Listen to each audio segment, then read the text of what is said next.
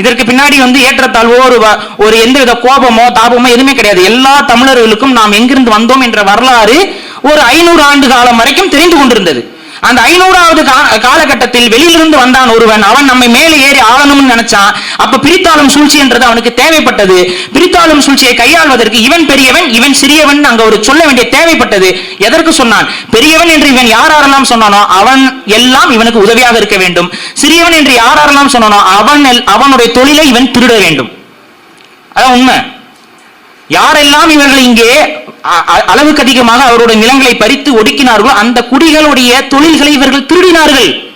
அவன் போட்டிக்கு வந்துடக்கூடாது. அப்ப இங்க வராங்க பறையர்கள், கோயிலுக்குள்ள இருக்கிறாங்க. கோயில் நிர்வாகம் அவர்கள் கட்டுப்பாட்டில் இருக்குது. சோழர் காலகட்ட கோயில்கள்ல பாருங்க, பறையர்கள் தான் அங்க பூசாரிகளாக இருந்திருக்கிறார்கள். பறையர்கள் தான் பார்ப்பனர்கள். பறையர்கள் தான் ஜோதிடம் கணித்துக் கொண்டிருக்கிறார்கள். இன்னைக்கு அந்த தொழிலாம் யாருக்கிட்ட இருக்கு? புரியுதா? ஜோசியக்காரர்கள் அப்படின்னா இன்னைக்கு யார் உங்க மனசுல வருவார்?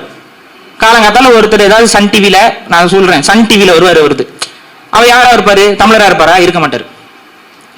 இவங்க வெளியிலிருந்து வந்தவங்க, இந்த வெளியிலிருந்து வந்தவங்க அவங்களுக்கு தேவையான தொழில்களை திருட பார்க்கிறார்கள். அப்படி திருட பார்க்கும் பொழுது யாரெல்லாம் அந்த தொழிலை வைத்திருந்தார்கள் பாக்குறாங்க. அந்த தொழிலை எடுத்துக்கொண்டு இவர்கள் அந்த இடத்தில் அமர்ந்தார்கள். இப்ப அரசருக்கு ஆலோசனை சொல்லக்கூடிய இடத்தில் இருந்த பறையர்கள் எல்லாம் அப்புறப்படுத்தப்பட்டார்கள். அப்ப கண்டிப்பா ஒரு ரெசிஸ்டன்ஸ் இருக்கும், ஒரு எதிர்ப்பு இருக்கும். அங்க இருக்கக்கூடிய பறை சமூகம் எதிர்த்து போராடி இருக்கும். போராடிய பறையர்கள் கொல்லப்பட்டார்கள். கொல்லப்பட்டு அதற்கப்புறம் உயிர் தப்பியவர்கள் போதும். ஏன்னா அவங்களுக்கு தெரியும் இது பாளையக்காரர்களோட ஆட்சி பாத்தீங்கன்னா முழுக்க படைகள்.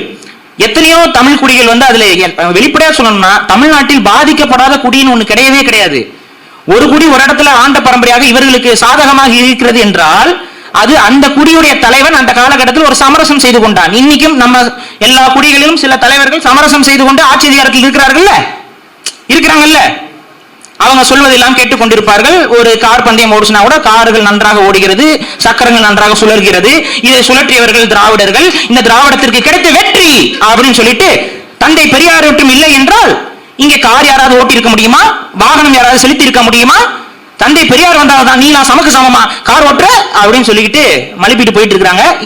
சில நம் இனத்தை சார்ந்த, நம் ரத்தத்தை சார்ந்த நம் சகோதரர்கள், நமக்காக நிற்க வேண்டியவர்கள், நமக்காக பேச வேண்டியவர்கள் சமாளித்துக் கொண்டு அதிகாரத்தை அனுபவிக்கிறார்கள். அவ்வாறு சமாளித்துக் கொண்டு அதிகாரத்தை அனுபவித்ததுதான் கடந்த 500 ஆண்டு கால சில ஆண்டைகள், சில தமிழ் ஆண்டைகளும் இருக்கவே செய்கிறார்கள் சமாளித்துக் கொண்டு.